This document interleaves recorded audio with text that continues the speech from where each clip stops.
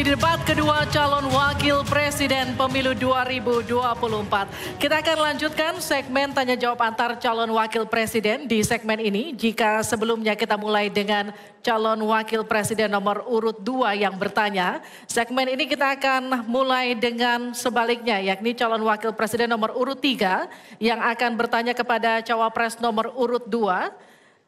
Namun kami akan kembali mengingatkan kepada para calon wakil presiden untuk melakukan tanya jawab sesuai dengan tema debat malam hari ini, yakni ekonomi, kerakyatan dan digital, keuangan, pajak, pengelolaan APBN dan APBD, investasi, perdagangan, infrastruktur, dan perkotaan. Untuk itu kami undang kembali para calon wakil presiden untuk kembali menempati podium masing-masing.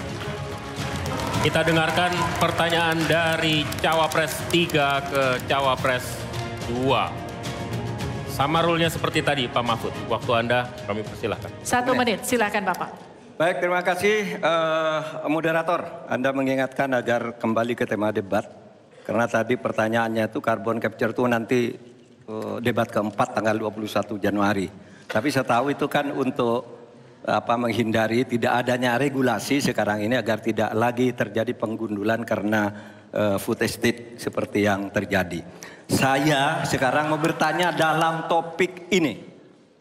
Di dalam visi dan misi Anda disebut kalau rasio pajak dinaikkan menjadi 23%. Dalam simulasi kami, angka itu hampir tidak masuk akal. Karena pertumbuhan ekonomi bisa 10. Padahal selama ini pertumbuhan ekonomi 5-6 gitu. Itu kalau Anda bisa menaikkan rasio pajak sampai segitu bisa 10%. Lalu bagaimana Anda mau menaikkan pajak? Orang mau insentif pajak aja orang tidak ngambil. Terima kasih. Assalamualaikum warahmatullahi wabarakatuh. Waalaikumsalam warahmatullahi wabarakatuh. Silakan cawapres nomor urut 2 untuk menjawab, waktu Anda 2 menit. Prof Mahfud, yang namanya menaikkan rasio pajak dan menaikkan pajak itu beda. 1. Gimana caranya menaikkan penerimaan pajak atau menaikkan rasio pajak? Saya tadi sudah bilang di segmen sebelumnya, kita akan membentuk badan penerimaan pajak dikomandoi langsung oleh Presiden. Sehingga akan mempermudah koordinasi dengan kementerian-kementerian terkait. Itu. Jadi DJP dan Bea Cukai akan dilebur jadi satu sehingga fokus dalam penerimaan negara saja, tidak akan mengurusi lagi masalah pengeluaran. Lalu sekali lagi digitalisasi penting. Saya melihat di Kementerian Keuangan juga sudah menyiapkan, tapi mungkin aplikasinya masih pada tahap testing and enrichment. Kita melihat sudah ada core tax system yang akan disiapkan. Ini nanti akan mempermudah proses bisnis, mempermudah proses administrasi, memperbaiki pelayanan pajak. Misalnya sekarang nanti ketika sistemnya itu keluar, ketika kita akan melaporkan SPT tahunan, kita tidak perlu lagi mengisi dan menghitung karena sistemnya sudah pre-populated. Sehingga tinggal klik, tinggal konfirmasi, selesai. Mempermudah. Lalu untuk masalah pertumbuhan ekonomi, Pak, tadi saya bicara masalah hilirisasi, bicara masalah investasi.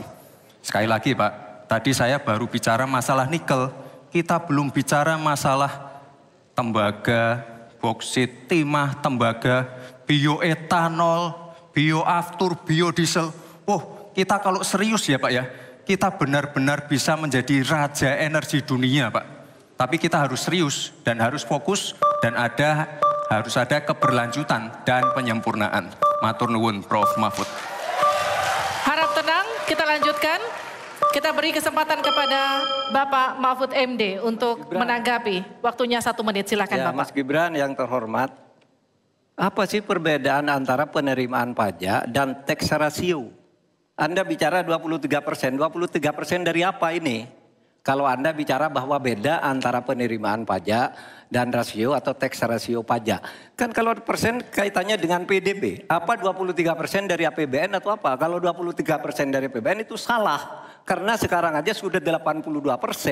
Dengan tax rasio sekarang hanya 10,5. Sumbangan terhadap APBN itu 20%. Saya ingin tanya 23% itu dari apa? 23% dari PDB atau dari APBN atau apa untuk menaikkan pajak? Hati-hati loh. Rakyat tuh sensitif kalau pajak dinaikkan. Karena kita sudah berkali-kali nawarkan teks amnesti juga tidak jelas hasilnya. Kemudian teks pajak itu, insentif pajak sudah ditawarkan oleh pemerintah. Benar tidak Pak yang mau? Karena diperas-peras juga jadi alat nego di kantor pajak. Nah oleh sebab itu ini harus jelas. 23% dari apa selesai. Silakan. Masih lanjut, Tenang, masih lanjut. Silakan. Pak, yang saya klarifikasi tadi adalah tax ratio dan menaikkan pajak, Pak. Itu beda. Kita ini tidak ingin berburu di dalam kebun binatang. Kita ingin memperluas kebun binatangnya. Kita tanami, binatangnya kita gemukkan. Artinya apa? Membuka dunia usaha baru. Sekarang NPWP, yang punya NPWP ini baru 30%. Artinya apa? Kita harus melakukan intensifikasi dan ekstensifikasi. Saya tahu pasti pada negatif thinking. Kita tidak akan memberatkan UMKM.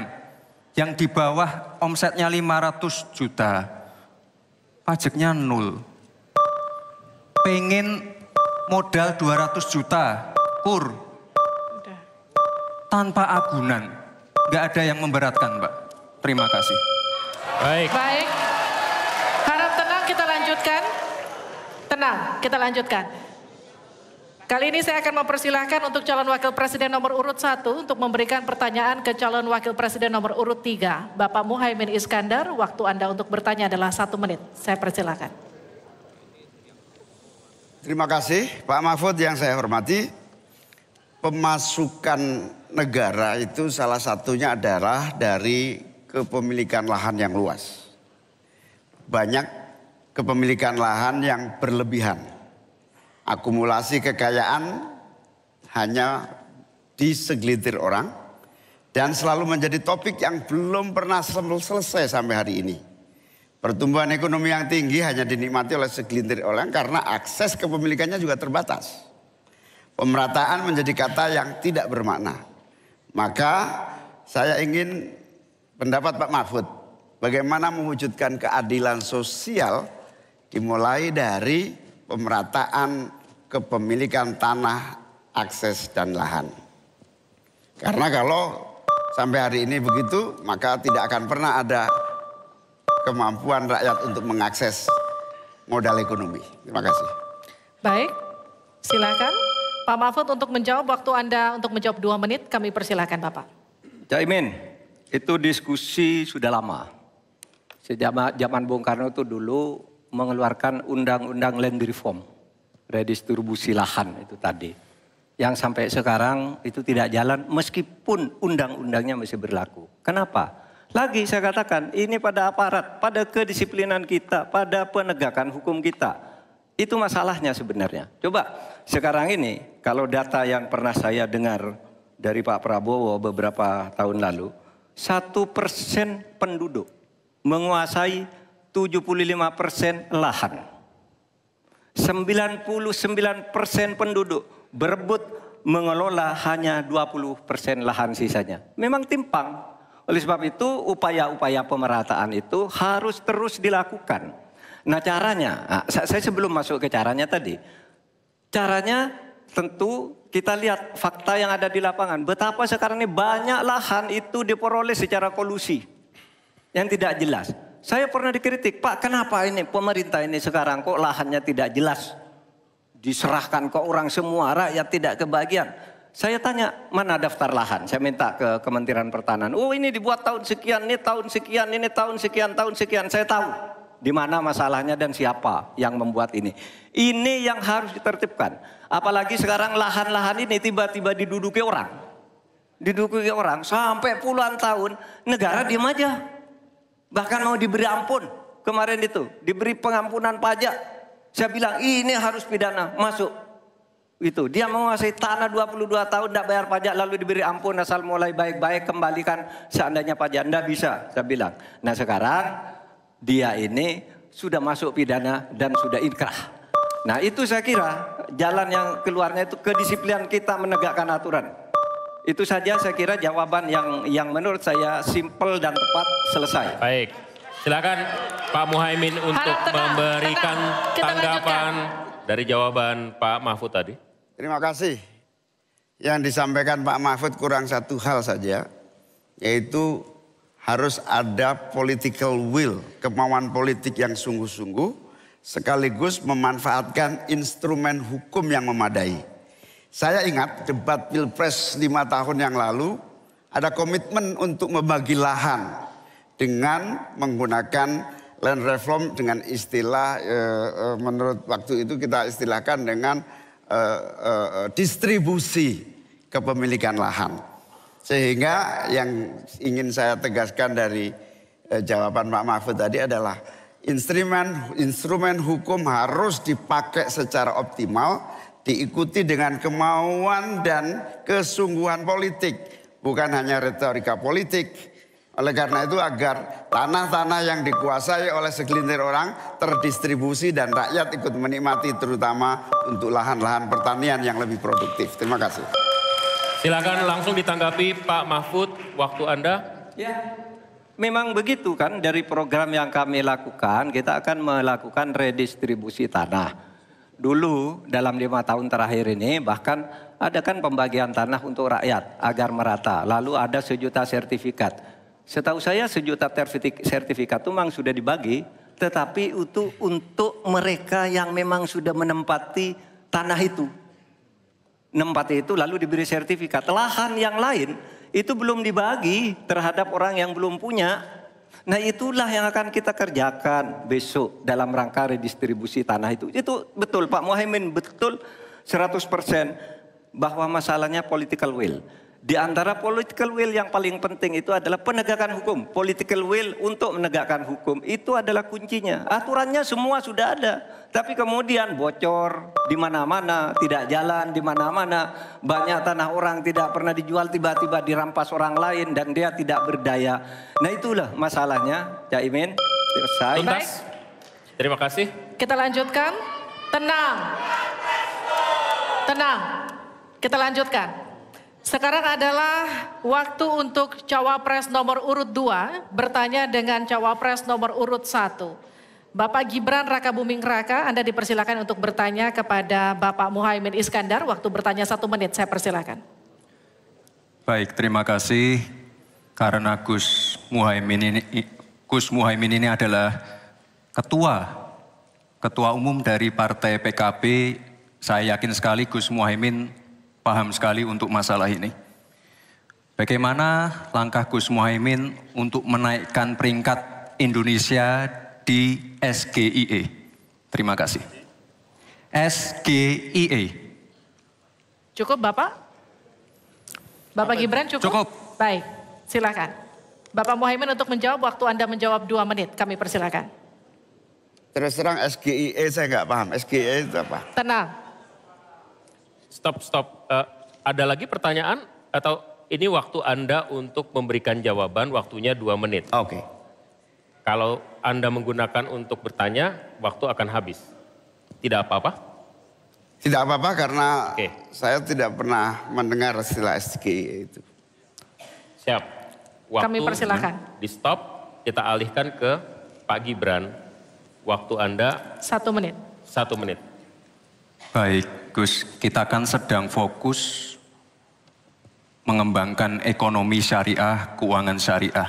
Otomatis kita harus ngerti juga masalah SGIE. SGIE itu adalah State of Global Islamic Economy.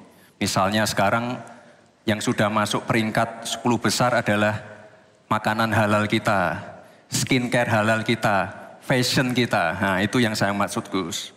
Dan ya mohon maaf kalau pertanyaannya agak sulit ya Gus, terima kasih. Harap tenang. Mohon kerjasamanya. Waktu Anda, Pak Muhaimin, 1 menit untuk menanggapi. Terima kasih. Memang pertanyaan ini sungguh penting karena Indonesia dengan jumlah umat Islam yang terbanyak di dunia, sekaligus bukan saja sebagai pasar ekonomi syariah, pasar pariwisata halal, pasar perbankan syariah, tetapi sekaligus punya potensi menjadi pusat ekonomi syariah dunia. Nah, posisi kita yang masih di bawah ini membutuhkan langkah-langkah penting agar yang disebut SGEE ini menjadi kita menaikkan peringkat kita.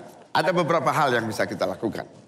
Yang pertama, yang harus dilakukan pemerintah adalah menyiapkan seluruh perangkat regulasi agar tumbuh kembang seluruh industri halal, termasuk bagaimana membantu sertifikasi secara murah bahkan gratis, terutama bagi UMKM kita. Habis waktunya, kita berikan aplaus terlebih dahulu kepada 3 calon wakil presiden yang sudah berinteraksi. Boleh dong, kalau ada waktunya kita kasih apresiasi yang meriah. Untuk ketiga cawapres malam hari ini yang telah melakukan sesi tanya jawab dan juga saling menanggapi.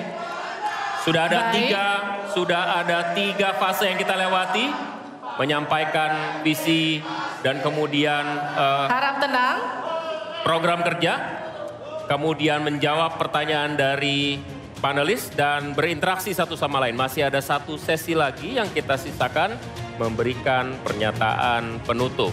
Tapi itu nanti kita tahan dulu, kami akan kembali di debat kedua calon wakil presiden pemilu 2024.